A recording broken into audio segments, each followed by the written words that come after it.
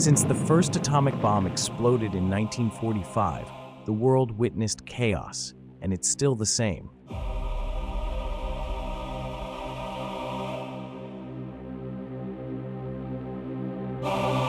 But how do countries acquire these devastating tools of power?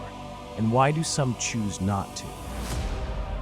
With over 12,000 nuclear warheads in existence today, the risks are higher than ever.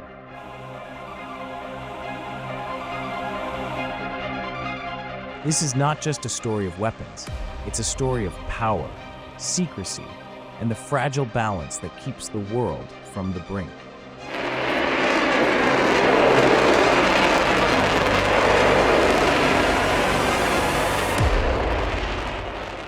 The paths to nuclear proliferation. Since the first atomic bomb exploded in 1945, the world has been living in the shadow of nuclear weapons. But how do countries acquire these devastating tools of power? And why do some choose not to? The answers are more complex and shocking than you might think. In 1993, South Africa shocked the world by revealing it had built and then dismantled a secret nuclear arsenal. To this day, it remains the only country to have pulled off this feat. But others have taken different paths. Some, like the US and Russia, sprinted to build their arsenals.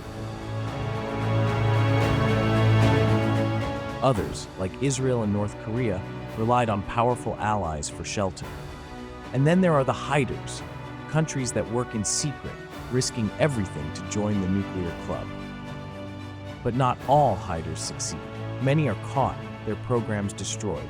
Yet the risk remains, because in the shadows, the race for nuclear power continues.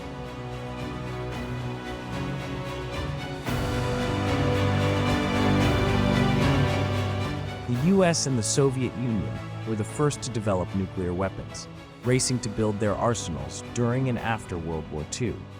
Their programs were massive, well-funded, and highly visible. But this model, what experts call the Manhattan Project approach, is unique.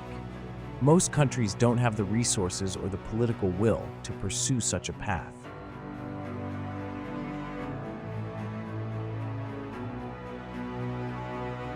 Countries like India and China took a different route. They developed their weapons over decades, balancing their nuclear ambitions with other national priorities. These sprinters built their arsenals on their own terms, without relying on external support.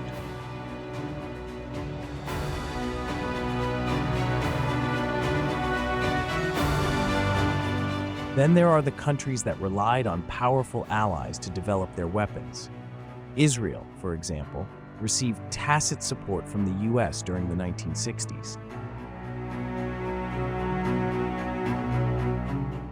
North Korea, on the other hand, benefited from China's shelter, allowing it to build its arsenal despite international sanctions.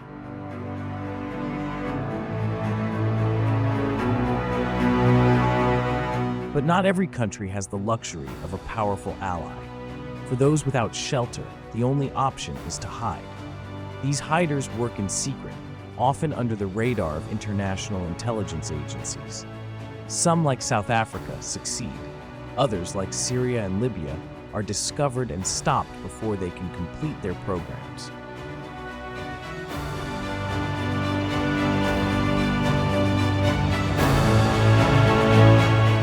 In 2007, Israeli jets bombed a secret nuclear reactor in Syria, ending Bashar al-Assad's nuclear ambitions. It was a stark reminder of the risks hiders face. But for every failed program, there's a South Africa, a country that managed to build and dismantle its arsenal without the world ever knowing. The paths to nuclear proliferation are as varied as the countries that pursue them. But one thing is clear, the risks are real and the stakes are high.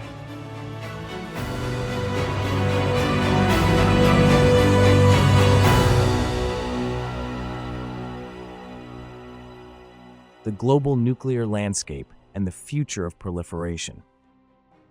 Today, 9 countries possess over 12,000 nuclear warheads.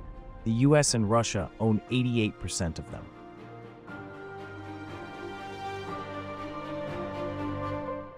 But the global nuclear landscape is shifting. While some countries are reducing their arsenals, others, like China, India, and North Korea, are rapidly expanding theirs.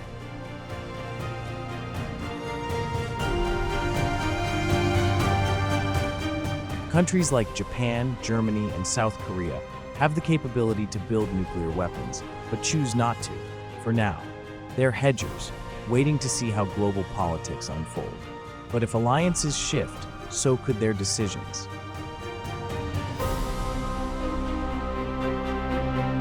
Diplomacy, like the Iran nuclear deal, can push countries back from the brink. But these agreements are fragile, and as the world changes, so do the risks.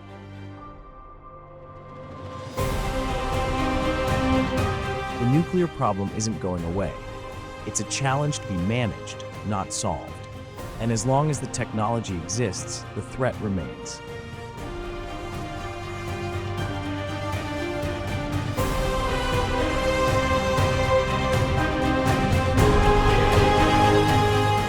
This is MissTree Media.